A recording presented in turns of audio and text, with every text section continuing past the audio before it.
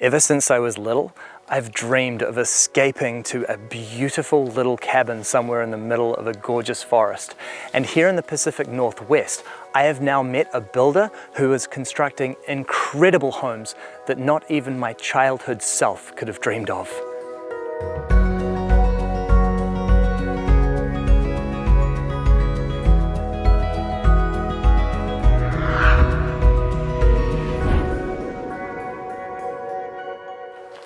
Hey Jacob. What's up, Bryce? Good to meet you, man. Good to meet you too. This cabin, it's hard to call it a cabin really, isn't it? I want to actually just call it art. It's kind of like a sculpture that you live in, I guess. Yeah. That's what I go for when I try to build, is try to make a sculpture that people can live in and exist in. I wanted to make a space that people could be in. And I had this vision in my head of what a building would look like, and ever since I was a kid I had this little book about tiny houses, and it's called Wood Butcher's Art, I think, and I just thought fairies and hobbits and goblins lived there, and I wanted to do it myself and make some in my adult life too, I guess. And I want the shelter to tell a tale and kind of show itself as a painting almost. So when you walk up on it, I want you to be stunned by it, the same way you would be stunned by a waterfall or stunned by a mountain when you see one. I want people to look, when they first kind of lay eyes on something I've made, I want them to go, whoa, that's so cool. That's what I want. And I guess if that's what art is, then it's art. So, art that you live in. How did this project actually come to be? I met someone who lived in one of these cabins, and I completely fell in love with the girl in the cabins, and I started living in them. And so I went from one cabin to the next and lived for a while in each one, and then started to think like I could build a cabin. And so I asked the property owner, and I built here. That's how it came to be, I guess. I went for it. One of the things that's really striking to me about this cabin is how it looks like it's just meant to be here. I wanted to make it look like it was part of the environment. That's part of the goal. But not, like sort of the touch of a human, but still kind of honoring what the environment is around it. And that's especially true of what you've done with this roof, because the way that you've actually covered it with all of the moss, how did you even do that? Is there a metal roof under there? Or? So with this cabin in particular, I wanted the framing of the roof to be exposed because the inside has this really cool beam system and rafter system, and I wanted you to see the pattern that created. So I started by just, frame the rafters, frame the boards for the sheathing, and everything is salvaged from different places, different job sites. This is like an old bowling alley for the deck, and the beams came from a building in Tacoma, Washington. So back to the roof though, there's the sheathing, and then I laid weather-resistant solid insulation on top of the sheathing on the outside, then put strapping on it, then put metal roofing on it, then put chicken wire on it, and then went around and I foraged for moss. And there's, in this forest, there's moss everywhere. So just kind of collected moss a little bit from different trees so as not to kind of take too much from one place. And then you just take the moss and you kind of stuff it in the chicken wire, and it just kind of grows together. So you stuff a few spots and then it kind of weaves and grows amongst itself and takes off. This was I wanted it to be a cruciform because I really thought that a cross-like shape would really look cool for the roof. And I think churches and cathedrals are really amazing. Often a lot of energy is put into building them, and I love the angles on churches. And so this was kind of supposed to be like a cathedral in the middle of the rainforest. That's what I was kind of going for. A non-denominational, secular cathedral.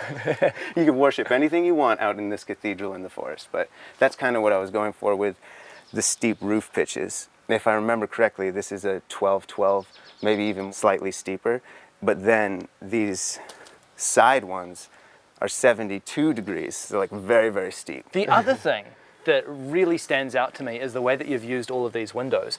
The fact that these are all reclaimed just makes it all the more impressive. You have to be willing to let the materials guide the building, as opposed to you forcing the the materials upon the building, if that makes sense. So like this wall was framed out based on what that window was and what those little windows were. And I like how it's different. I like how it's not cookie cutter. So what was your agreement for building it here on this property? The agreement was I provide the labor and provide a finished livable space, and I get access to it for 2 years. And I finished it the day I left because I never really got to enjoy it complete. I mean, me being done with a building is really different than the building itself being finished. When I walked out of here 8 years ago, I was finished, but the building wasn't. And since I've left, people have added all sorts of things. I think the dude has like a jacuzzi or something like that. I mean, and this little fireplace. My fire pit was nowhere near as good as that fire pit. But to have people care about it enough that they want to put their own touches into it, that's awesome. And do you think we could take a look inside? Yo, definitely. Let's do it. Come in. Oh. You know, from the outside, this kind of looked like a whimsical cabin in the woods, but stepping inside, it's all of a sudden become a home. A home, that's the word. It's impossible as well to ignore the location. I mean, we're right here in the middle of the beautiful Pacific Northwest forest. And I mean, I can imagine sitting down in that sofa, it must still feel like you're connected to the outdoors. Yeah, I mean, there's just like veils of moss everywhere and 6 different kinds of ferns and, you know, giant trees. It's hard not to feel in awe of the landscape when you're here. So can you tell me a little bit more about the actual construction of this house, the design, and how all of this came to be the way that it is now? I always start with the floor. With this one, I wanted to be a cruciform, which is just, you know, 290 degrees. You're also limited by space, so it had to be under 200 square feet to avoid having to pull permits. So that's where I started. And then the walls grew out of there, and all the materials are salvaged. So that's where the kitchen sink came from, and that whole countertop. This is RV stove, so I think I got this on Craigslist. These were all scraps, you know, used every single little piece. What do you think really influenced the style of how you built this cabin? Like all of these really beautiful exposed beams and all of that sort of thing. I mean, a main focus for me was what the roof, and if I can take you up to the loft, you can see another really, like maybe one of the most essential things that went into my thinking about this cabin was wanting to leave all of the framing exposed. Like one thing that kind of always has bothered me is that in building, we always cover up the skeleton. You know, the skeleton is covered up on the inside and it's covered up on the outside, but the skeleton is cool, you know, like ribs and everything. And so that's kind of what this effect that I was trying to go for was I wanted you to see what it is that's holding you up. And what's holding us up are these 2 big beams that are kind of mortised into each other, and then these jack rafters and valley rafters, and they're essentially like the ribs of, I talk about it like it's a person, but they're the ribs of the cabin. And I really love what you've done over here with the roof window as well, because that's just so perfectly placed. The skylight? Yeah. Thanks. Well, yeah, you know, I knew that this is where people would be sleeping, and I knew that, I didn't know, but I anticipated that that's where you would place your head. And so I thought, you know, I was thinking like when you wake up in the morning, that's where you're like this, and you kind of tilt your head over and boom, there's where it is. A project like this is naturally going to be really hard to gauge because obviously so much time, effort, labor went into it.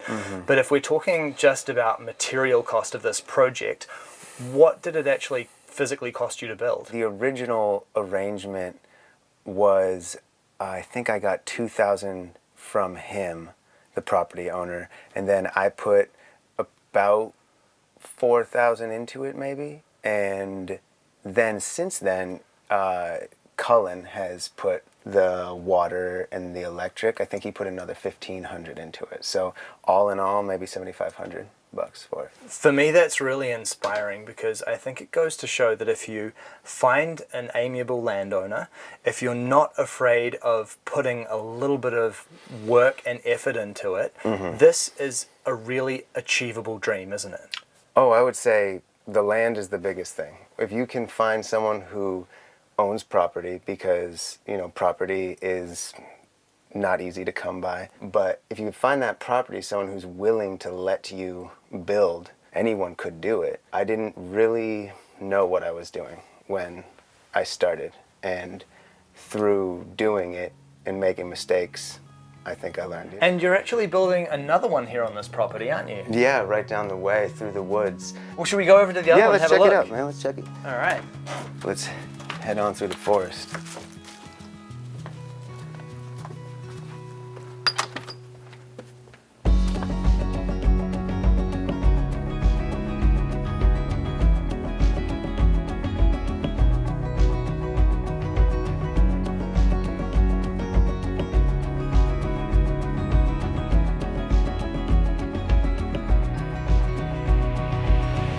So this is my latest, and I haven't finished it yet, so no, it's not done, but I've put about 22 days into it. The kind of inspiration for it was a octagon, and then I wanted to make a pyramid roof, and when I finished it, it kind of looks like a crown. It kind of looks like Max's crown in Where the Wild Things Are. So sometimes I've been taken to calling it Max's crown. And you know, one of my favorite things is to, after I do something or put a piece up, to kind of stumble back and then turn around and look, like, and surprise myself by it. And then you're like, oh man, there it is, wow. And you know, when I look at my hands, I kind of feel like it's, they kind of tell the history of the whole thing because of just what they've done, how they've gotten hurt, what they've created, and it's awesome. I love building. I don't know what I like more, building it or looking at it after I built it, or looking at other people enjoy it. That I think is the best, when I see other people and they're enjoying a space that I've created, I feel like I've done something pretty special. Seeing what you've done here in this place is just so inspiring to me. The way that you have crafted everything so beautifully using these incredibly innate geometric patterns, the structures that you have built are just completely remarkable. And we're going to come back and visit this place. I'm not going to say when it's finished, right? But when you're further down the track, yeah. And we're going to see what this has become. Yeah, well, awesome. You're welcome to stay here anytime, so please come back. Thank you so much. Yeah, take care. When I traveled to this property, I knew that I was coming here to see something very special, but I wasn't quite prepared for just how taken aback I would be by these cabins. There's something about the way that they've been constructed and how they so perfectly fit into this beautiful natural surroundings that makes me think of them not just as homes, but truly works of art. If only everything in life was crafted just so beautifully.